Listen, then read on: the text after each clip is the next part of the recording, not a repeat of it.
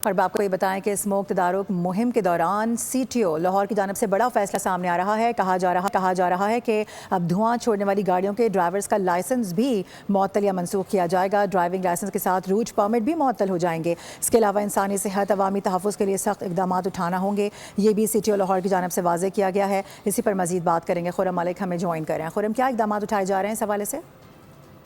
जी बिल्कुल, स्मोक तदारुक मुहिम के तहत CTO लाहौर का बड़ा फैसला जो है सामने आया है। अब धुआं छोड़ने वाली गाड़ियों के ड्राइवर्स का ड्राइविंग लाइसेंस जो है मुअत्तल होगा, जबकि कमर्शियल जो गाड़ियां हैं के ड्राइविंग लाइसेंस के साथ साथ रूट परमिट भी जो है मुअत्तल किया जाएगा।